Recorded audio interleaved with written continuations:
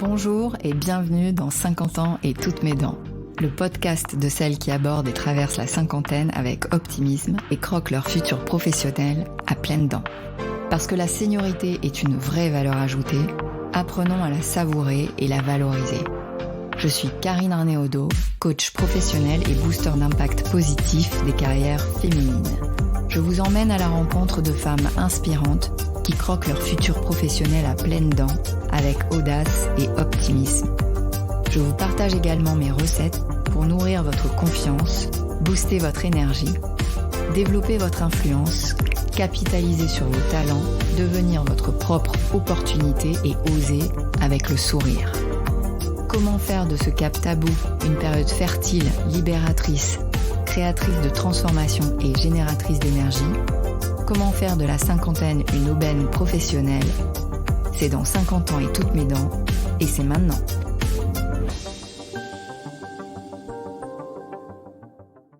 Ravie de vous retrouver pour ce premier best-of de 50 ans et toutes mes dents.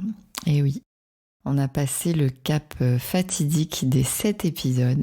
Alors pourquoi je dis fatidique? Parce que il paraît que 90% des podcasteurs arrêtent après 7 épisodes.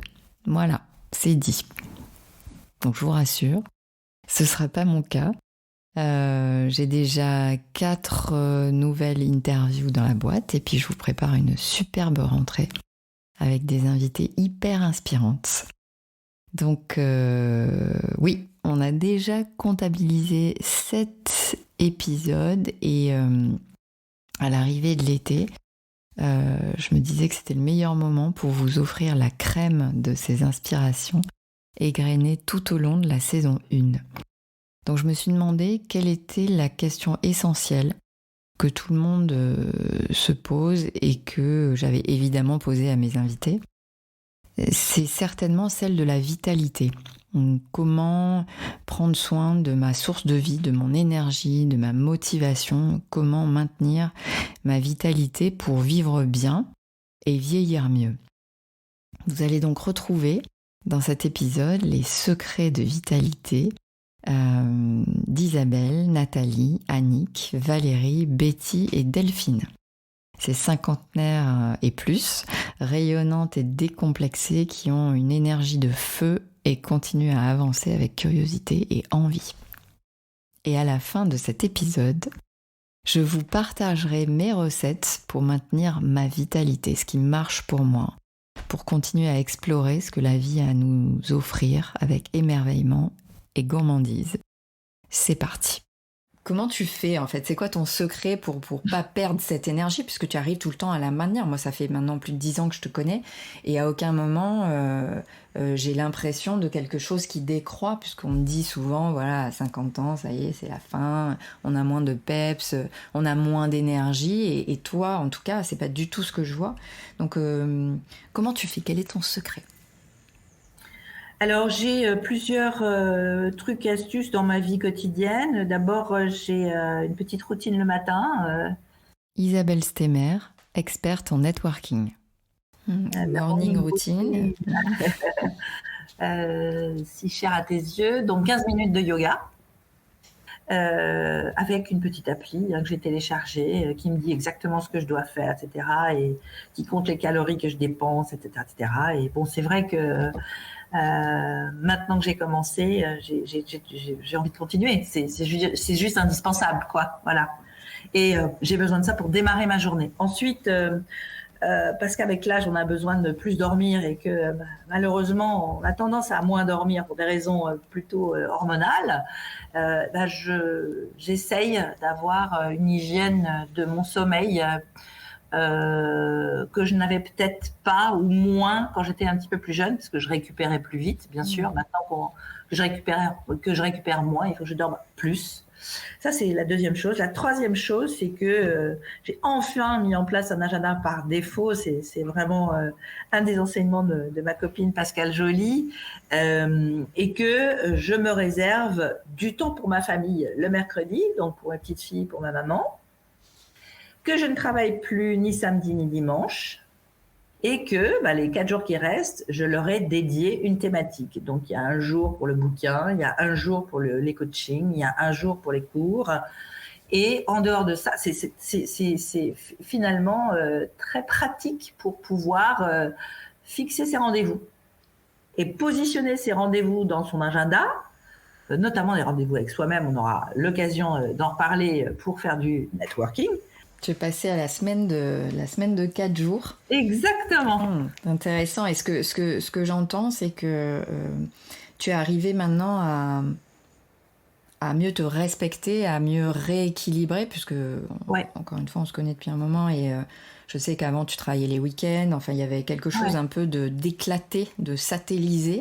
Donc là, j'entends que tu es arrivé à te recentrer sur tes essentiels et à les respecter, et donc à mieux te respecter et te libérer du temps pour vraiment faire ce dont tu as envie et ce dont tu as besoin aussi. Donc c'est intéressant vraiment d'arriver à ça et plutôt que de trop s'éparpiller, être plus centré sur ce qui est important pour soi. J'ai mis l'hypothèse que c'est la clé.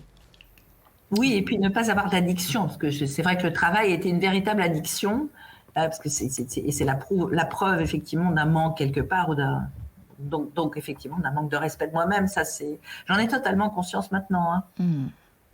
Obligé de compenser ce qui manque par quelque chose, et là c'était le travail. Je suis quelqu'un de toujours joyeux, assez joyeux, assez heureux. Je suis quelqu'un de positif. Mais comment tu alimentes cette joie en fait et ce positif? Je vois toujours le bon côté des choses. Je vois toujours les solutions, jamais les problèmes. Je suis optimiste, quoi. Nathalie Orvoen, présidente fondatrice chez Les Potageurs. J'ai un caractère naturellement optimiste. Je suis assez joyeuse, assez heureuse naturellement. Et j'ai vécu des situations très difficiles, très jeune. Et dans l'adversité, il y a toujours des solutions. Jamais rien n'est complètement sombre, et il y a toujours des possibilités qui s'offrent à nous, quelle que soit la galère. On voit même des gens qui ont vécu des trucs vraiment difficiles. Je pense au camp de concentration, ces choses-là. Mon grand-père avait fait 50 camps. Il me racontait comment il vivait ces années de camp pour survivre. Ils ont survécu, ils ont vécu des super moments malgré tout dans cette horreur. Donc je pense que oui, il y a toujours une face. C'est une tournure d'esprit. Quand il pleut, je me dis c'est cool, les plantes vont être arrosées. Quand il pleut pas, je me dis chouette, il pleut pas. Il y a du vent, le linge va sécher. Enfin, je sais pas, j'ai toujours il y a des avantages à toute chose, mais il faut juste les voir. C'est une question de prisme, c'est de positionnement. Après, je fais pas beaucoup d'efforts, c'est naturel. Ouais, mais ce que j'entends, c'est que c'est peut-être naturel, mais en tout cas, tu sais l'alimenter aussi. Parce que tu as vécu des choses quand même lourdes. Et puis, tu décides quand même de suivre ça, parce que tu pourrais te laisser aspirer aussi. Ah oui, je suis pas non plus toujours hyper heureuse, tout va bien. J'ai des coups de déprime, des coups de blues, ça m'arrive aussi. Mais je sais pas, ça me paraît... je trouve que... on se colle trop la pression pour plein de choses qui n'ont pas d'importance, en fait. Les choses essentielles, on est des petits gâtés. On se rend pas compte qu'on vit dans une société de petits gâtés. Et que, en Europe, en tout cas, on est vraiment des petits gâtés. On a quand même un niveau de vie qui est super élevé.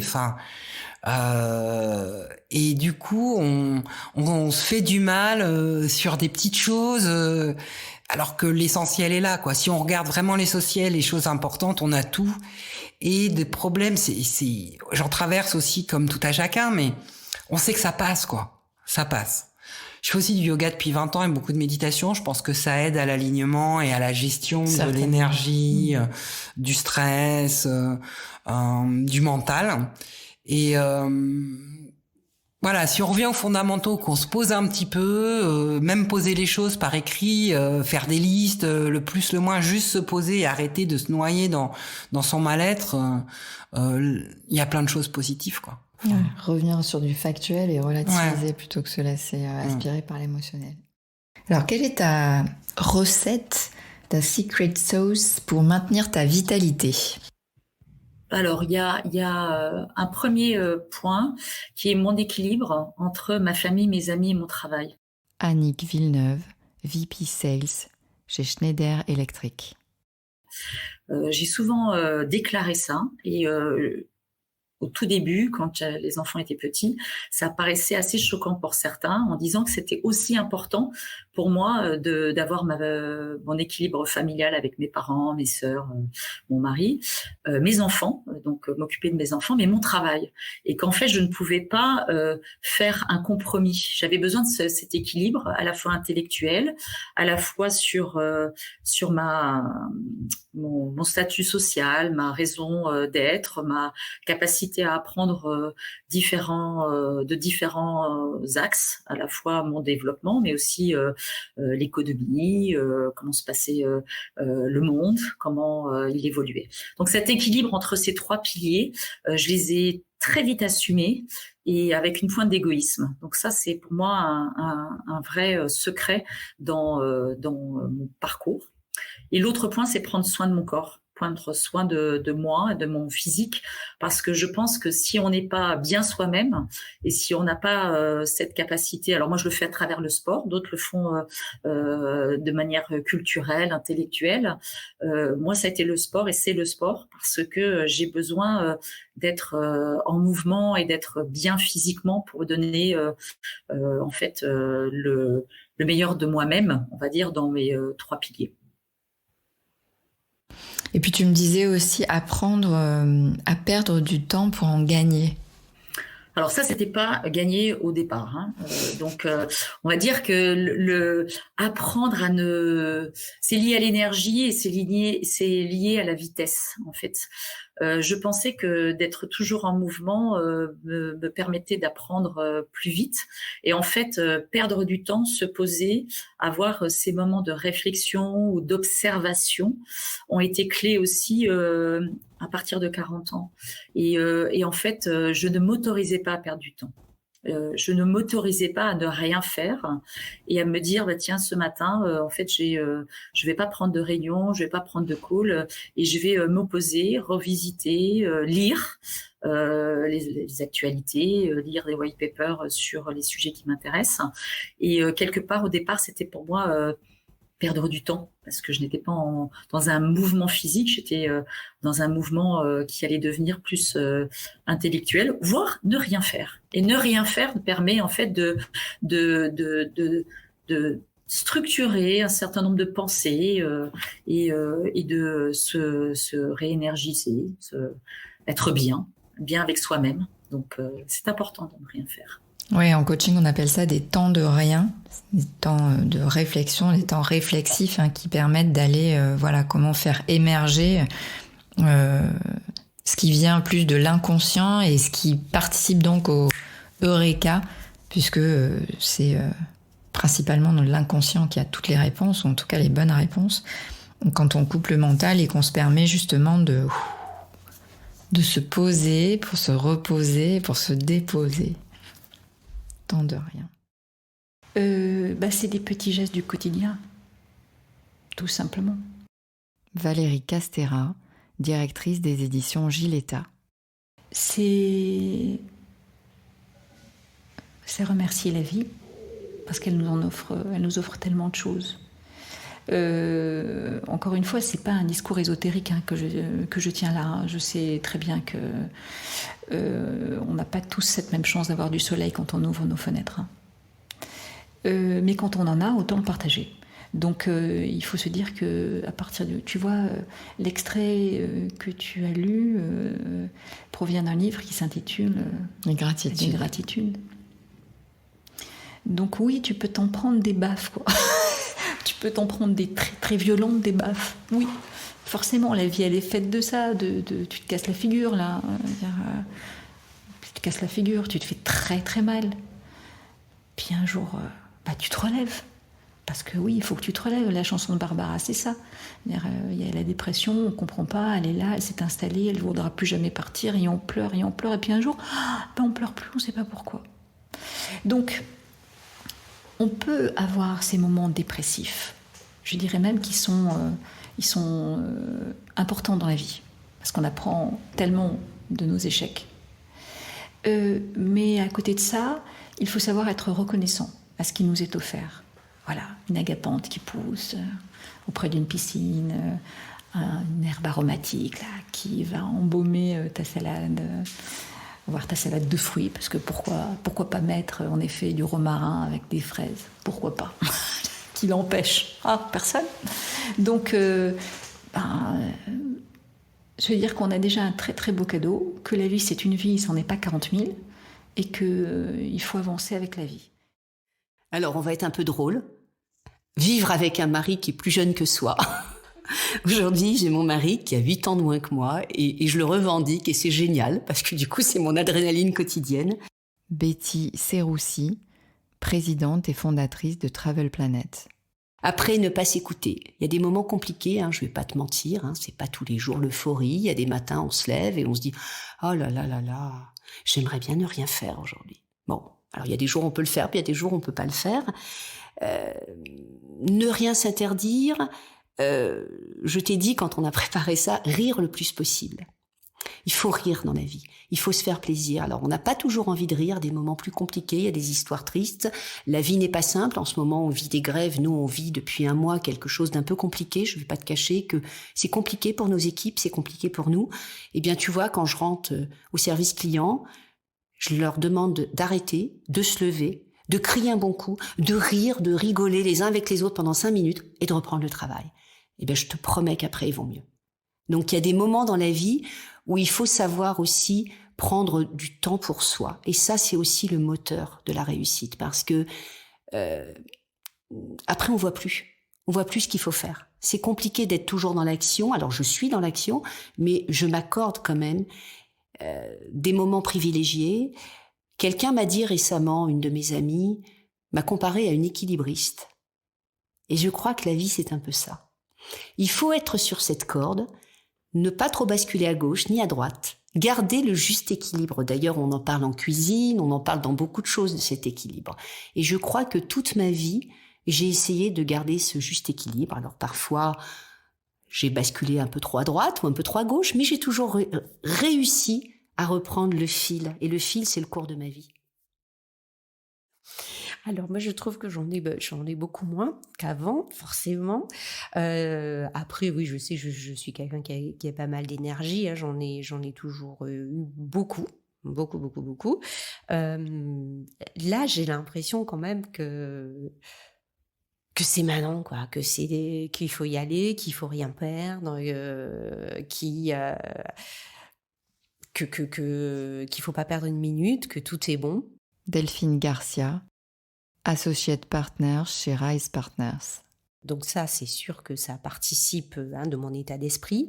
Après, je vais dire quelque chose et je veux en parler parce que je trouve que on n'en parle pas assez, même entre copines. Et bien que tu me disais que maintenant ça commence à être sur la place, je trouve que la cinquantaine, c'est aussi un moment particulier pour les femmes. Et qu'il se passe beaucoup de choses, au point de vue hormonal notamment, qui sont pas toujours faciles à gérer. C'est une transition physique qu'il faut assumer. Et j'ai hésité un peu quelques semaines, quelques mois, mais maintenant je prends des hormones et ça m'a redonné j'ai l'impression de me retrouver. Je le dis, ça paraît un petit peu futile, mais ça l'est pas, parce que j'ai passé quelques semaines, quelques mois là un petit peu dérangée par ce changement, cette bascule. Et si on m'avait simplement dit avant, mais mon Dieu, mais préviens ça et tu prends ça et ça va se passer comme une lettre à la poste, ça m'aurait permis de gagner quelques mois, quelques semaines et de pas être dans une période de flottement qui a été désagréable. Donc j'encourage toutes les femmes à regarder ce qui peut être fait pour les aider, si besoin, à gérer ce moment de façon intime. Oui, et puis c'est ce qu'on se disait, c'est vrai que, tu vois, après je sais pas comment tu as été accompagnée beaucoup plus jeune sur les premières règles, etc. Enfin, moi, je sais que ma mère, par exemple, on n'en parlait pas, c'était pas un truc, tu vois. Bon, là, moi, j'ai plus ma mère, donc... Mais c'est vrai que on n'est pas, comme tu dis, je trouve qu'on n'est pas préparé. C'est vraiment un sujet tabou. Alors, heureusement, ça commence à ouvrir, on commence à ouvrir. Après, c'est ce que je te disais, moi, c'est sûr que je m'intéresse au sujet, donc je vois de plus en plus de femmes qui prennent la parole là-dessus. Mais je pense qu'il y a un vrai besoin, parce que tout d'un coup, il y a une espèce d'incompréhension de ce qui se passe à l'intérieur. Il peut y avoir une incompréhension extérieure aussi, parce que, évidemment, puis alors les hommes, j'en parle même pas, parce que ça peut faire peur aussi. Je veux dire, si nous, déjà, on sait pas ce qui nous arrive et on sait pas les solutions, et au-delà des solutions, pour mettre des solutions, il faut savoir quels symptômes t'as, parce que, moi, j'ai été brassée par des trucs, je pensais pas du tout, par exemple, que c'était ça, tu vois, que c'était la ménopause ou quoi. Je me dis, je vivais quand même un stress perso énorme, donc je pensais que c'était ça, que c'était le stress. Je me suis rendu compte après que c'était pas que ça, mais je trouve qu'on n'est vraiment pas accompagné, et je pense que là aussi, la libération de la parole, elle est essentielle pour se le dire entre nous. Alors ça, c'est très important ce que tu dis, Karine, parce que tout à l'heure, on faisait référence à ces milieux d'hommes avec les hommes qui avaient du mal à comprendre que leur comportement générait cette espèce de sentiment de domination ou d'exclusion, je ne sais pas comment le dire, mais ce qui me paraît complètement hallucinant, c'est qu'on reproduit ces schémas entre nous si on ne fait pas attention. Et quand on parle de sororité, eh bien des fois, moi, je grince un petit peu. Je te dis ça, je te donne un exemple. J'ai un groupe de femmes dont je t'ai parlé qui s'appelle les Amazones. Déjà, j'adore ce nom, je peux le dire, génial. Non, génial. Alors, c'est un groupe de femmes, on est en une quinzaine, on n'est pas énormément. On a été, à l'initiative de 2 amies qui me sont proches, chacune a amené des amis, et on a inclus jusqu'à 15 femmes. On fait des dîners régulièrement entre nous. La plus jeune vient d'avoir 30 ans. La plus vieille a 85 ans passés. Ça, c'est top. Eh bien alors, moi, personne ne m'a expliqué dans ce groupe-là ce qui allait se passer. Et je trouve dommage qu'on n'ait pas abordé ce sujet. Du coup, par contre, alors je suis très proche de la plus jeune et je sais qu'avec Clara, pour le coup, en plus, elle est tout à fait ouverte et comment dire, et demandeuse aussi. Peut-être il y a cet effet-là aussi, comme tu dis, de ces jeunes générations qui demandent, en tout cas, qui vont chercher l'info. Et du coup, avec Clara, on a beaucoup de discussions sur la féminité, mais la sexualité et tout ce qui touche effectivement de près ou de loin à à de l'intimité, mais dans comment dire, dans une universalité. C'est pas là pour se raconter, mais et du coup ça c'est important. Et c'est vrai que j'espère que et je pense que tu as raison, ma fille sera plus ouverte là-dessus que moi je l'ai été. Et c'est dommage parce que ça fait effectivement perdre du temps et se poser des questions inutiles, quoi. Mais du coup c'est peut-être grâce à nous, notre génération, quand on commence à en parler comme ça, que justement, tu vois, moi, je travaille beaucoup sur l'intergénérationnel. Je pense qu'on a... Peut-être que notre mission à nous, de notre âge aujourd'hui, tu vois, c'est de faire péter ce tabou-là pour que les générations d'après soient pas dans notre situation, en fait, et soient complètement libres de parler de tout ça, et soient vraiment en connaissance, et donc moins chahutés. Je pense qu'il y a de ça. Moi, ce que je vois aussi quand tu arrives sur ces âges-là, c'est que t'es plus dans la transmission. Il y a un shift qui se fait où t'as envie de transmettre. Et là, je trouve que... Alors, il y a eu des générations qui ont fait péter les soutifs, tu vois, etc. Peut-être que nous, notre génération, c'est ça. C'est de libérer la parole sur la ménopause et sur tous ces sujets-là. Et je trouve ça hyper puissant, là, pour le coup. Je trouve ça très intéressant de voir à quel point le panel des recettes pour maintenir sa vitalité est vaste, tout autant que chacune de nos personnalités. Et ce qui est intéressant, c'est de pouvoir picorer peut-être les recettes qui vous correspondent. Moi, de mon côté, à la question comment je prends soin de ma vitalité, je répondrais qu'elle est nourrie par 3 piliers. Rythme, adrénaline et plaisir. Le premier pilier, c'est le rythme. Alors, qu'est-ce que je veux dire par là ? Je veux dire arriver à respecter mon rythme, trouver son rythme de croisière, hein, et alterner les phases, comme les sportifs. Souvent en coaching, je demande à mes clients, si vous êtes toujours en 5e et qu'on vous demande d'accélérer, qu'est-ce qui se passe ? Vous pouvez imploser. Donc, ce qui est intéressant, alors en sport, on appelle ça la périodisation.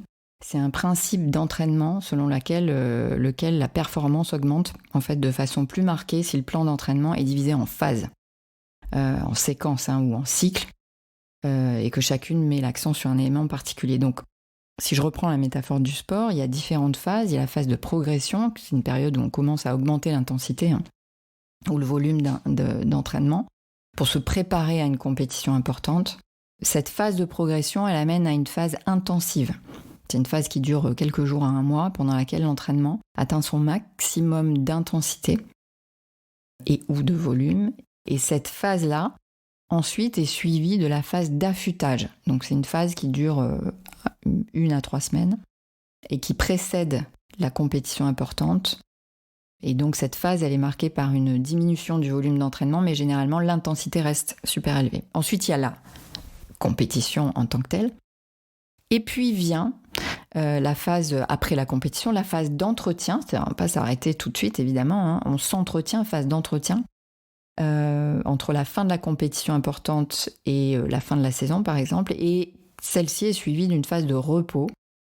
Alors, période de repos relatif, c'est pas obligé de s'asseoir et manger des chips.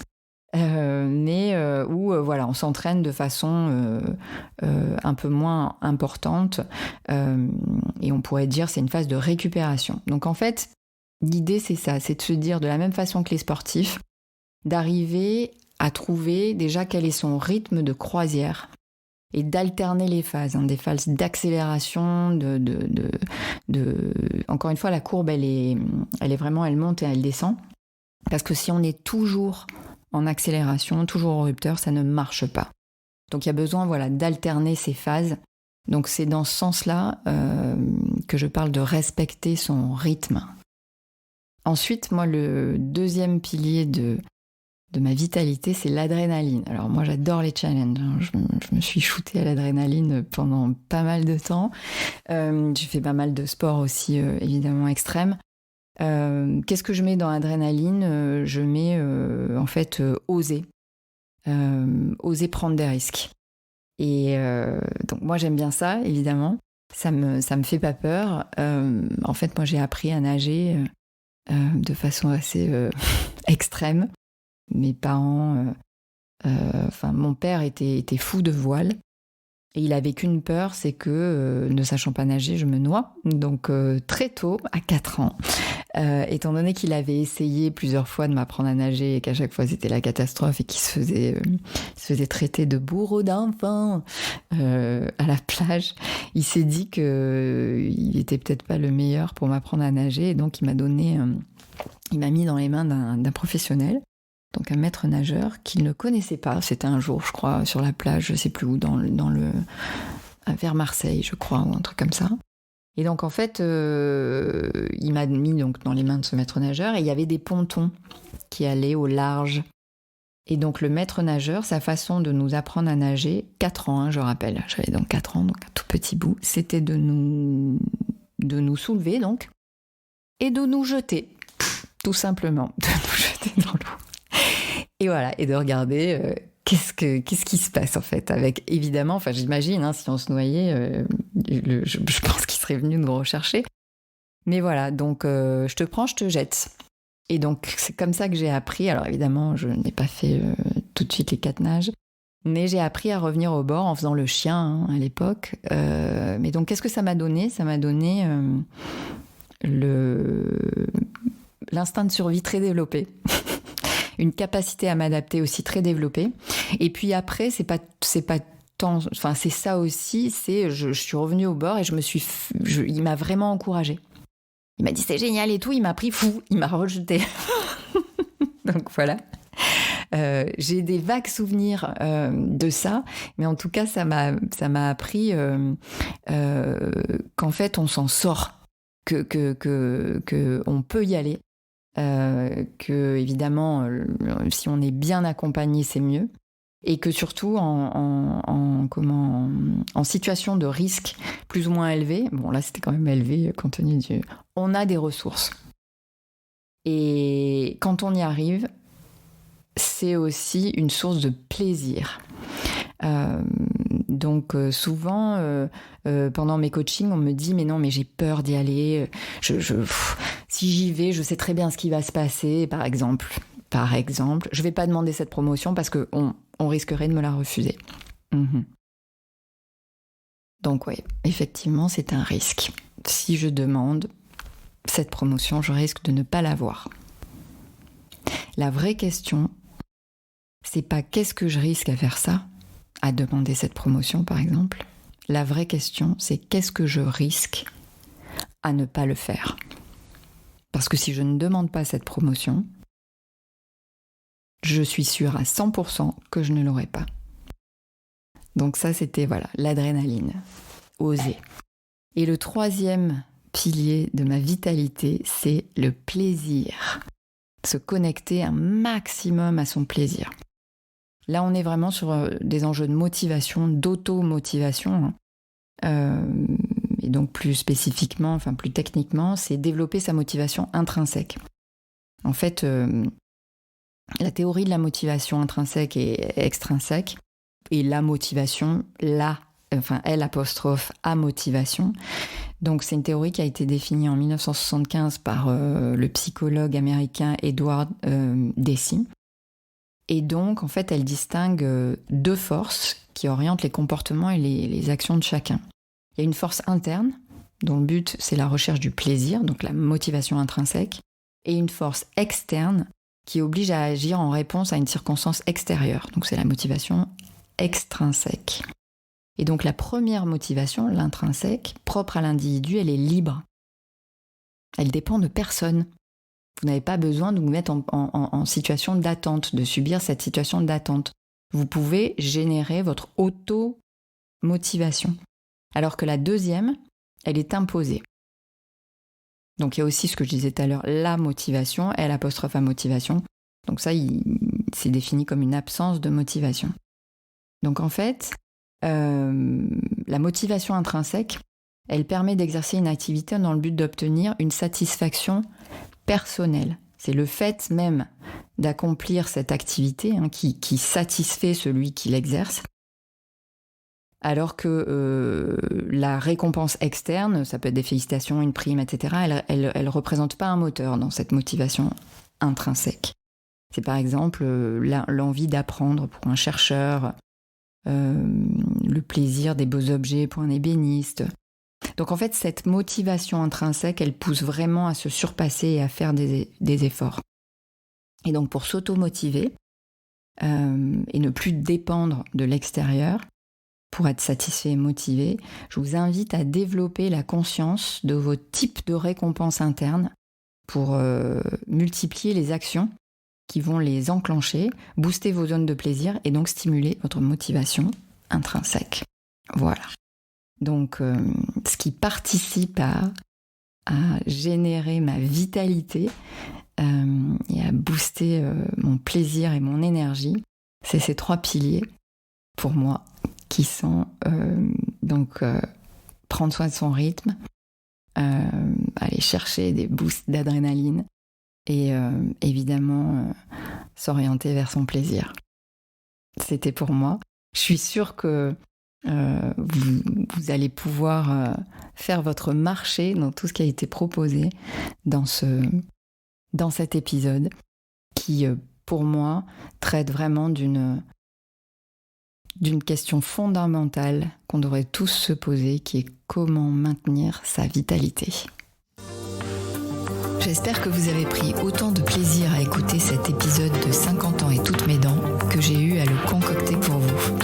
N'hésitez pas à nous soutenir en mettant 5 étoiles et un commentaire sur votre plateforme d'écoute préférée. Je vous dis à très vite avec de nouvelles inspirations pour croquer votre futur